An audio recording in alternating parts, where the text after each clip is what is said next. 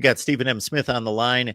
Catch him on touchdownalabama.com. You see it right there. In My Own Words is the show you need to check out. It's every Monday, Wednesday, Friday, right here on YouTube at 6:30 Central. You get to talk to Stephen, his breakdown of Alabama football and the SEC.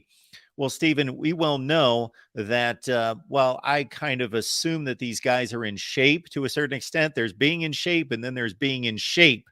And we see that from the high school ranks to the college ranks where these guys are challenged. And then just even for the guys that have already been on campus and maybe played a season or a redshirt season where they come back after a month or two and you're like, who is this guy? Because they've been challenged by their position coach, or maybe they've just taken it upon themselves to really dedicate to strength and conditioning. And you've got a few examples of that.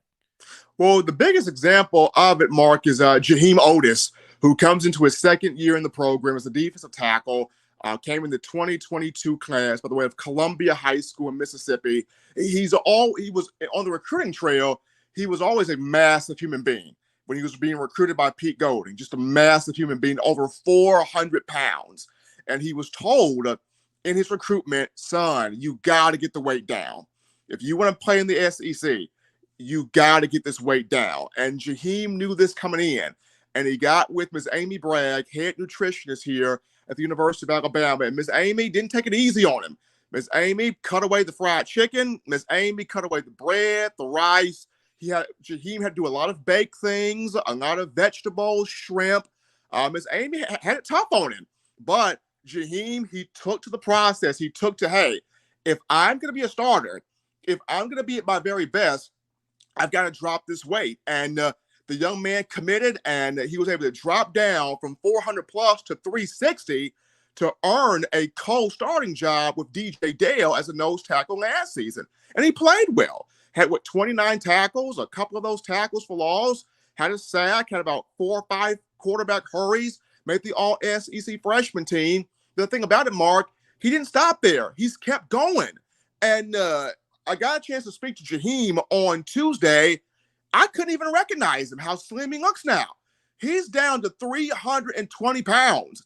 He's lost nearly 100 pounds. And he talked about it, man, I'm breathing better. I move quicker. I'm way more explosive. I'm stronger now.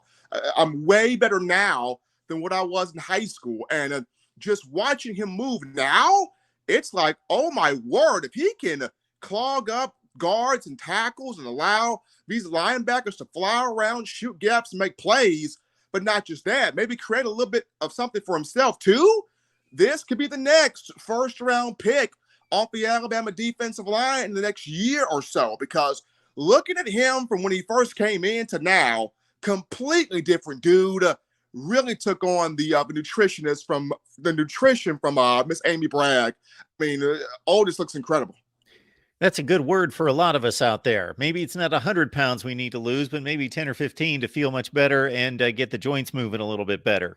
So no question about that. Stephen, while we're on the subject of offensive line, I always love your breakdown on the offensive line and an update of the mixing and matching that needs to take place up front. And I know that J.C. Lathan had some comments to make about that.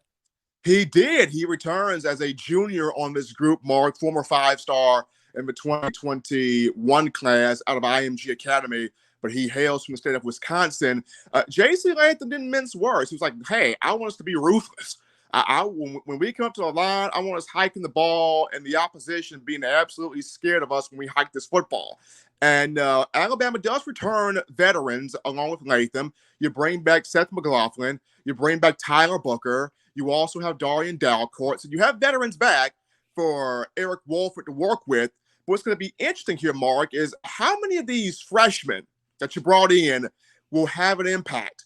And I'm talking about Miles McVay, Caden Proctor, Rock Montgomery, who was known as Ryquest McElderry, but Rock Montgomery now, Wilkin Formby, Olas Enganine. How many of these, which of these 5 guys is going to have a marquee impact on this offensive line? All 5 guys, 300 pounds plus. They're mean, they're physical. They want to get back to establishing that rushing attack, that ground game. If I had to put my finger on it right now, I see the 5-star Caden Proctor at 6'7", 354 pounds, the young man that Alabama flipped from Iowa. in this recruiting process. I see Proctor possibly getting a look in there, maybe as a starting left guard if he fends off a Darian Dalcourt for that spot.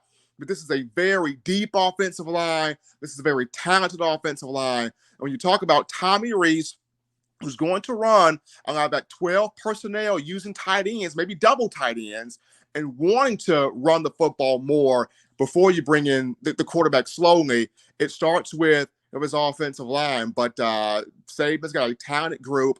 He's got some veterans coming back, and they all are bought into, we got to get back dominant up front. And J.C. Latham sending that message early about, we want to be ruthless. We always love hearing from Stephen. Check him out on In My Own Words every Monday, Wednesday, Friday, right here on YouTube at 6:30 Central. Stephen, we appreciate you stopping by and checking in with us. Absolutely, Mark. Appreciate you guys. All right, sir. Thank you so much. Have a great day. You too.